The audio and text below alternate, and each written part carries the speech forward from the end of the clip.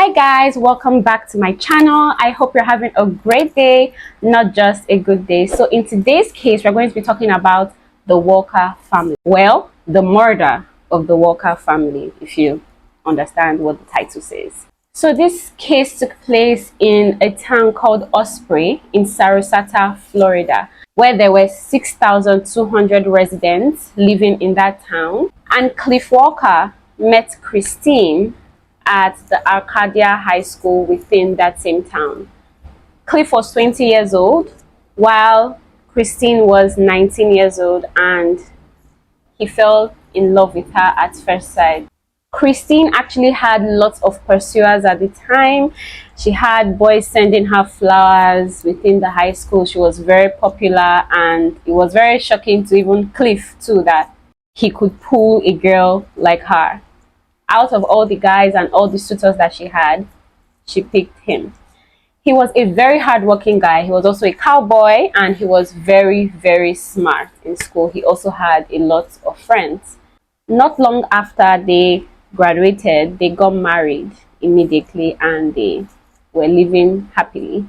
5 years after their marriage, they had given birth to 2 children, Jimmy and Debbie, and they moved to a 14,000 acre land, and they were just living happily over there.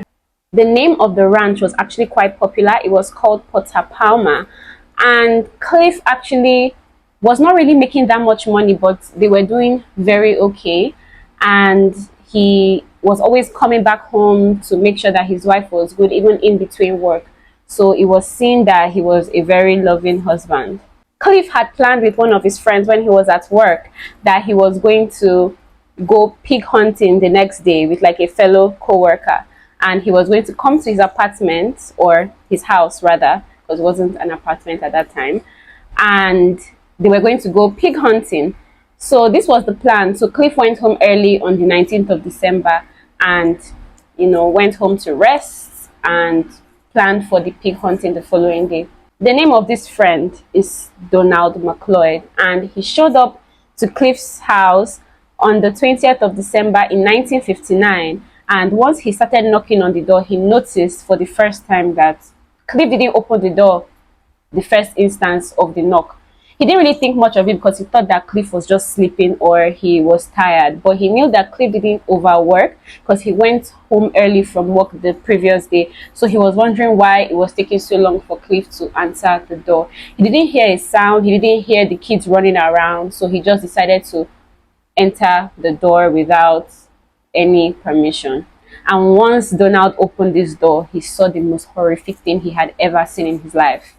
Once he opened the door, he saw Christine's feet bare. She was lying down on the floor with her dress pulled up to her chest area, and he had also seen that she had kind of been defiled. He keeps walking down the path of the sitting room, and he looks across and sees Cliff still wearing his cowboy hat with a gunshot to his head. Immediately he saw this gunshot to his head, he turned to look at why Christine was still on the floor, and then he saw a gunshot to her head from the top of her head also.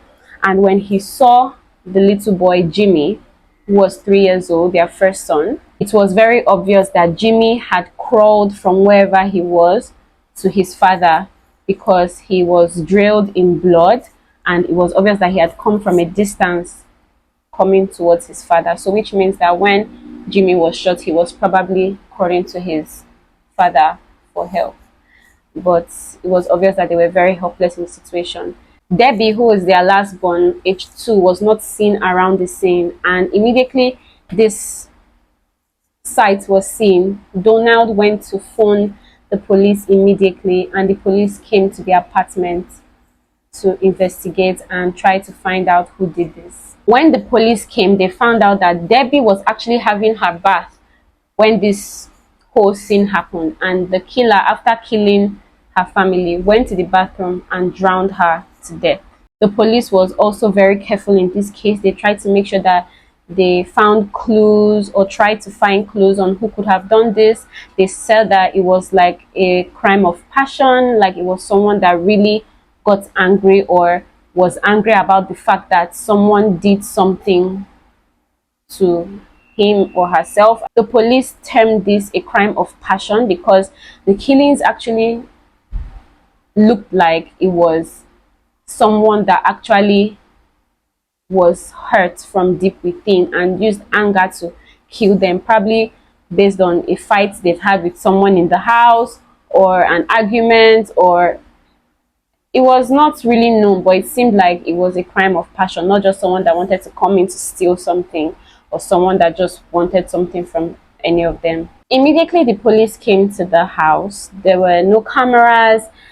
They kind of mishandled the scene because even the tracks of mud that were on the ground that had a truck that seemed like someone came, parked the car, entered inside their house and killed them, it was actually the police truck that did this, and it was actually put in the evidence that it was the killer that did this. So which means they had already started off on the wrong foot, and this was not going to be going anywhere anytime soon. It was also found that there was another blood that was not part of the family members that was on Christine's shoe, which means that Christine actually tried fighting back with her high heels, which injured the person that attacked them. Obviously was covered in their blood, and it was seen that the person also took Christine's high school uniform, her birth certificate, marriage certificates, and some other weird things. It was also seen that there was DNA found in Christine's downside, and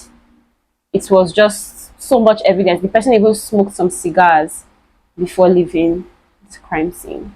Months after, 3 women who were coming back from their place of work, as they were 3 friends, were throwing out the trash around their neighborhood area, and they found out that there were 3 pieces of shirts, a trouser, skirt, blouse covered in blood, and they reported this to the police, obviously thinking that it was going to relate to the case of the Walker family, because that was what was going on all around town. And it was actually seen that this killer actually used the clothes, because the clothes actually belonged to some of the Walker family, and the person used it to clean the blood off their body after they had shot the family to death. The police then termed this case personal again. At first, when they termed it personal, they weren't really sure because it could have just been a psychopath, but because of the things that were stolen, the birth certificate, the uniform, made absolutely no sense, so they termed it personal for sure. Family and friends of the Walker family were interviewed, and it was actually also brought to the notice that before this actually happened, the Walker family actually went grocery shopping, and in the process of their grocery shopping, Christine and the kids decided to come home first. So it was seen, because there was no sign of break-in, so it was basically seen that the killer was already inside the house before Christine and the 2 kids came in. So it was probably that the killer actually strapped them before Cliff came about, because Cliff actually went to go car shopping because he wanted to change the car that they were using in their family home. And right after, Cliff came inside the house, obviously wearing his cowboy hat, because everyone that saw Cliff before he went home that day saw that he was with a cowboy hat. So he went home and probably also walked in on this killer, and the person shot them first. It was seen that Christine actually put up a fight, but it was just to no avail because he obviously had a gun and was going to overpower them anyways. There were more than 587 suspects in this case, and they were actually interviewed. But let me tell you about the top suspects. And the first one is actually Mike Cotter. He drove a car from Sarasota to Arcadia with a 22 caliber pistol, and he also had a picture of Christine in his car. Very suspicious. But he was seen not guilty, so the police let him go. The second suspect was called Butch Dennison. A woman told the police that Butch confessed to her that he had murdered the Walker family, and that his father helped him to bury the boots that he used to walk into the home or to perform the killings. But when him and his father were put on the polygraph test, because it was a polygraph test that they used to use in those days, especially in the 50s, to try to find out if someone actually committed a crime through lying or not. It was actually seen that he was telling the truth of not doing it, so he was cut out of the case also.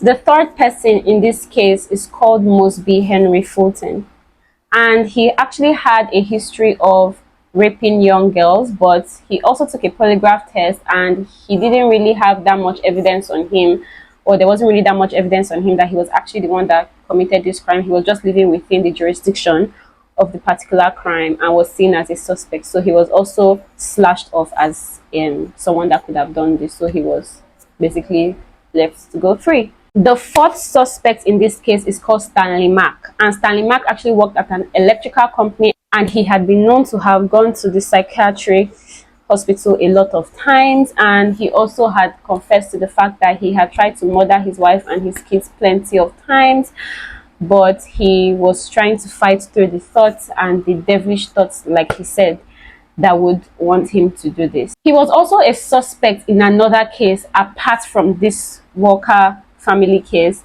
and he eventually died in 1977 due to brain cancer. He was also servicing the Walker home, or had serviced the Walker home at least once, so which means like while the Walkers were alive, he had come to probably try to connect some wires, TV, something for them, because he knew them. And it was actually known or told by his wife that when he heard about the Walker family murders, that he actually cried and that he was innocent in this case.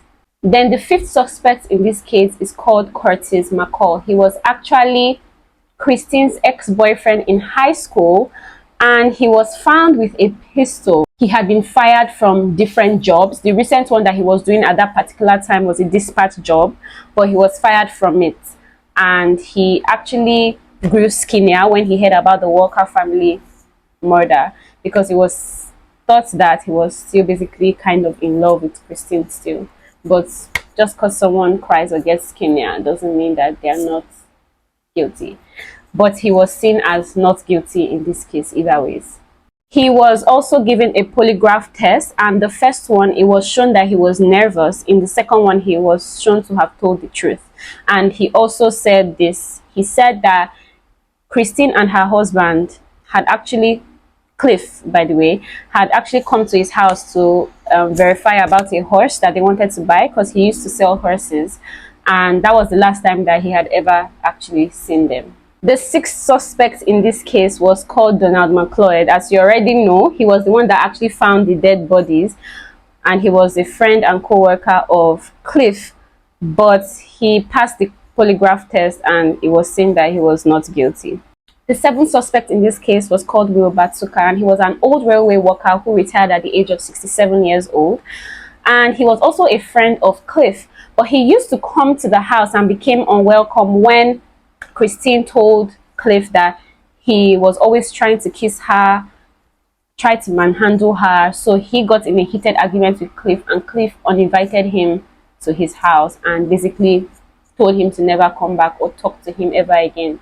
He was interviewed by the police, and they tried to keep track of the time that he spent during the hours of the murder of the Walker family, and it was seen that from 4 to 7 he went out of town, and then from 7 to 9, which is the actual hours that this case actually took place, the murder of the Walker family, was seen that he went to orchestra.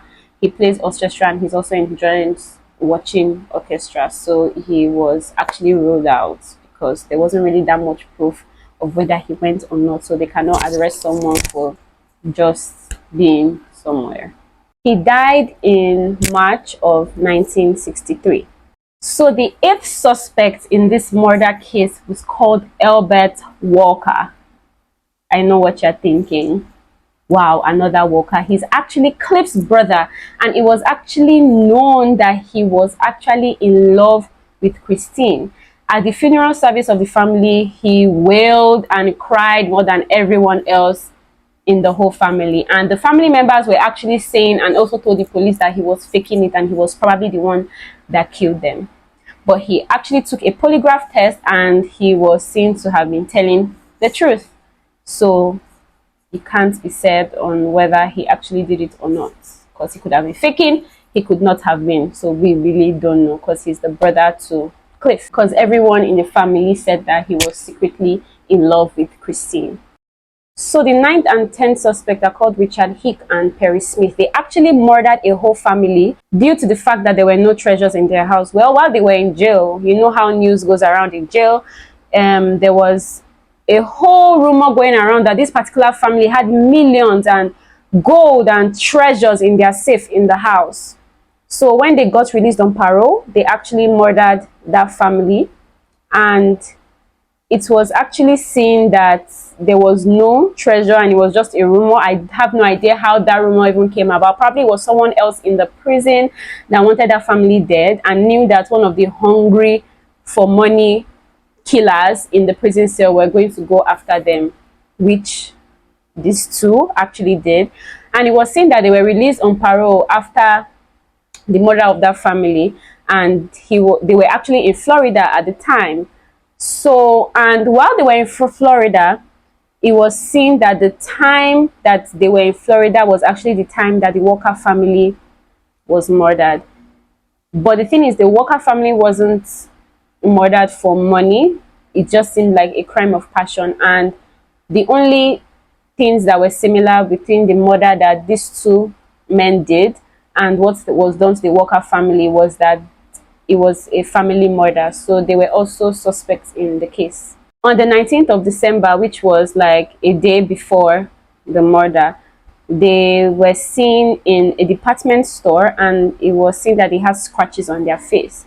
But this was December 19th, before the murder, unless they had done it the night before, and we actually do not know. It was actually done the night before, because when he came in the morning, no one was there. They were all dead. I'm talking about the person that was supposed to go pig farming with Cliff. So it could actually have been them, because they were seen at the department store. What would they be doing in the department store after murdering someone? Probably to buy supplier appliances to clean up what they did, or were they?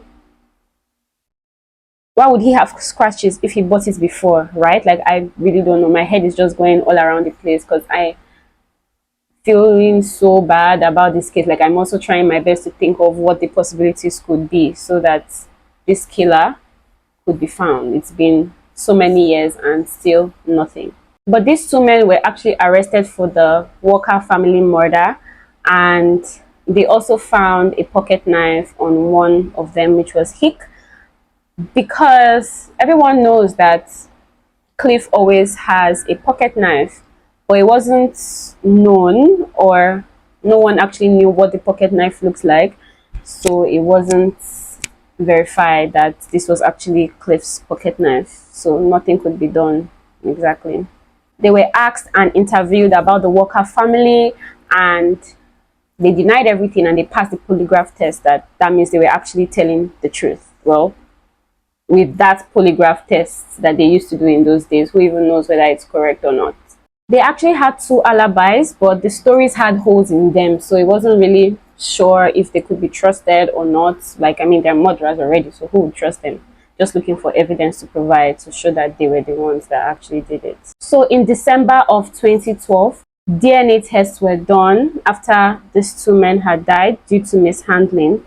The results were actually inconclusive. Then later on in like 2012 or thereafter, a man called Emmett Spencer actually confessed to the fact that he killed the Walker family, but this was quickly discredited by the sheriff and the police because Emmett was seen and known as a pathological liar. He likes to read novels and books and think that he is in that world, or he was just really crazy, guys. I don't even know why he would do that. Another letter was also sent to the police on the 5th of August 1994, and later on a bartender actually called the police that a man in his 60s was crying and drinking in the club and confessed to him that he actually murdered the Walker family. And the police tried to get more information on him, and he, the bartender, also said that he was going to call back. but never did they. The police also tried to release information and find out more about this person, but till date, this person never called back, and nobody knows what happened, or if this is true, or if there's a possibility. Why didn't this person call back? Why are they scared to tell the police? Was it a prank call? Was it not a prank call? No one knows. So going into the 1990s, 2000s, it was later found that the polygraph tests that were done in the 50s and the 60s were false. Like, they weren't really true. Like, it wasn't accredited. It wasn't like, it's not something that you can use to say that, okay, this person is lying, okay, this person is not lying. So which means there might have been an interview with the killer and he might have passed the test and he was actually the killer. No one freaking knows. Even the boot that was seen in the crime scene of the Walker family, that was said that it was the killer's shoes that were walking in a pile of blood, was actually a deputy's foot. It was his boot that walked across the scene in a trail of blood, which means this was mishandled. Just mishandled. The case was basically mishandled, because how would a deputy put in evidence by his own self unknowingly and it was actually recorded as evidence? This makes no sense. It was done so poorly, and maybe this killer could have been found if they were more articulated about the way that they did things. And due to the fact that DNA test has now evolved, Albert Walker and Donald McLeod have been ruled out, and to date we do not know if the other suspects have been ruled out, but most likely so, because there has been no information till date. The most viable suspect in this case that everyone thinks it is actually Hicks and Smith, but no one knows still. So this case has gone unsolved for 62 to 63 years now, and we are hoping that the killer will be found, if that is very possible. So that's the end of today's case, guys. Thank you so much for watching this video to the end, and I hope you like and subscribe and catch me on my next video.